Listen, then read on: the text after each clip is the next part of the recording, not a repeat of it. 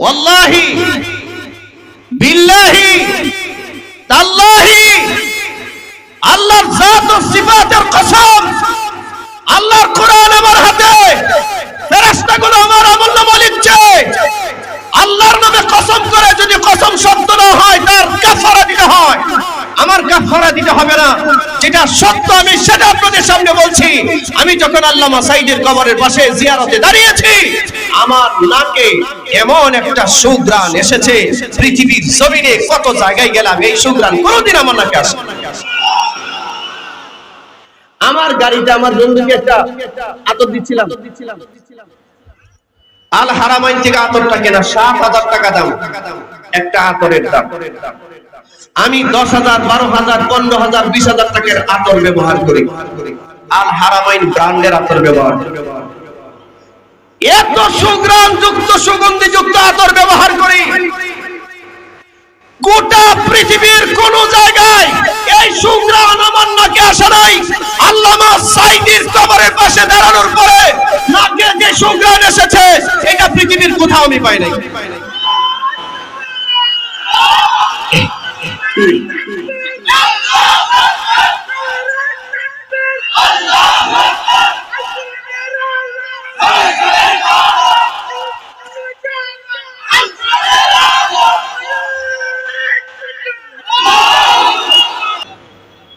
ঠিক আছে কিনা ভাই?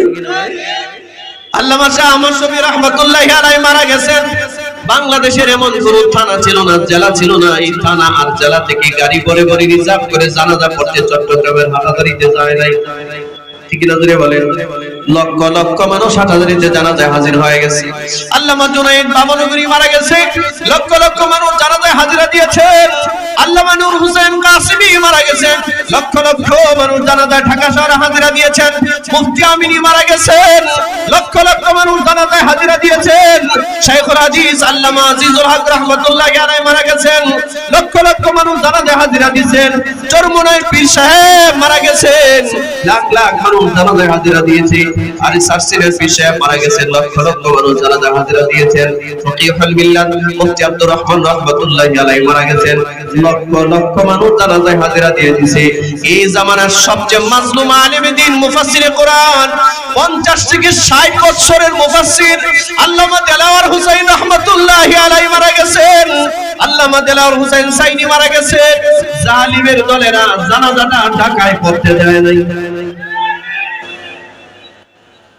আপনারা বলেন, আল্লামা সাঈদীর জানাজা যদি ঢাকায় পড়া হইতো, এই জানাজা গিনেস বুকে রেকর্ড করত। পৃথিবীর ইতিহাসে এত বড় জানাজা দুনিয়াতে কেউ দেখলো না। ঢাকা শহরের এমন কোন অলি গলি বাকি থাকতো না।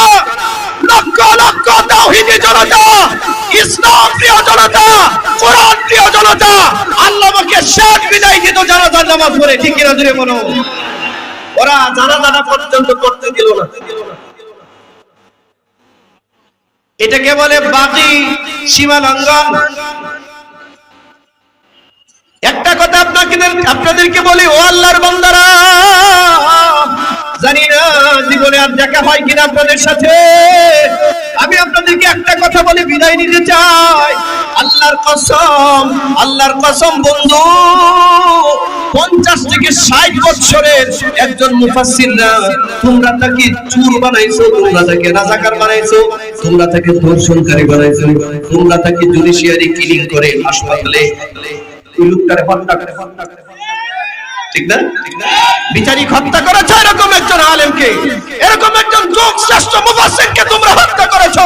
শতাব্দীতে এরকম মুফাসসির একজনই হয়। আল্লামা সাঈদীর যে দারাজ কণ্ঠ ছিল, এই কণ্ঠ কথা বলতো বাংলাদেশে, কাঁপছে দিল্লি, কথা বলতো চট্টগ্রামে তাফসীর মাহফিলে, আর কাঁপাকাঁপি করতো দিল্লি, ঠিক না?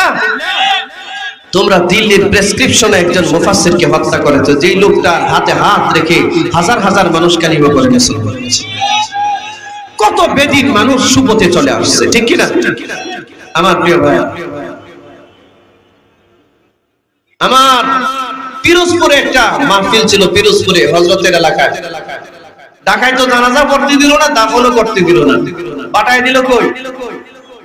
পিরোজপুর হেমিলনের বাসিওয়ালার মতো হাজার হাজার লাখ লাখ মানুষ চলে গেল ফিরোজে।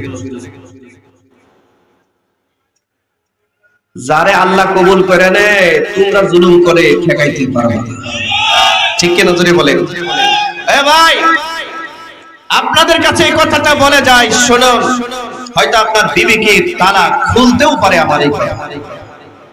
আমি পিরোজপুরে মাহফিলে যাই, যাওয়ার সময় দেখি ওনার নামে একটা ফাউন্ডেশন আছে, ফাউন্ডেশন মেইন রোডের সাথে ওনার কবরটা, ওনাকে যে দাফন করা হয়েছে মেইন রোডের সাথে। তা আমি জিয়ারতের জন্য গাড়ি থামিয়ে নামলাম। লালমনিরহাটের মুসলমানরা খুব খেয়াল করে শুনুন, আমি গাড়ি থেমে নেমে আমি সহ আমার ড্রাইভার সহ আমার সফর সঙ্গী সহ সবাই জিয়ারতে গেলাম, কবরের পাশে দাঁড়াইলাম, জিয়ারত করলাম। ওয়াল্লাহি বিল্লাহি তাল্লাহি আল্লাহর জাত ও সিফাতের কসম, আল্লাহর কোরআন আমার হাতে, ফেরেশতাগুলো আমার আমলনামা লিখছে।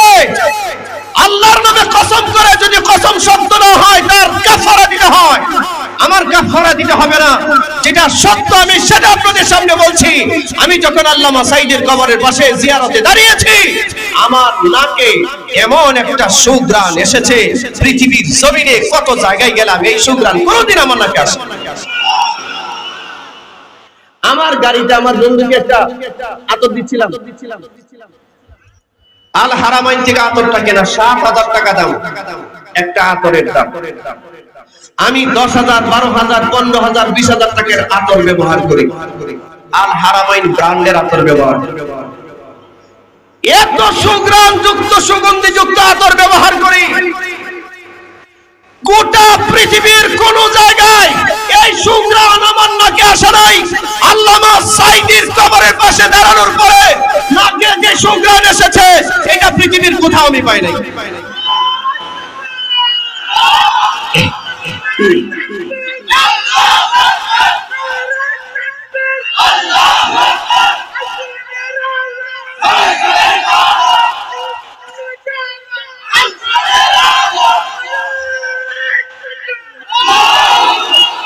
আমার শুধু জানতে ইচ্ছা হয় তোমাদের কাছে, যে মানুষটার কথা লাখো মানুষ ঈমান আনলো, হাজার মানুষ ঈমান আনলো, ৫০-৬০টা বছর যাবত সারা দুনিয়াতে আল্লাহর কোরআন মানুষকে শোনাইলো, কি ক্ষতি করছিল তোমাদের, কি ক্ষতি করেছিল বন্ধু? এমন একজন আলেমকে হত্যা করা লাগলো তোমাদের,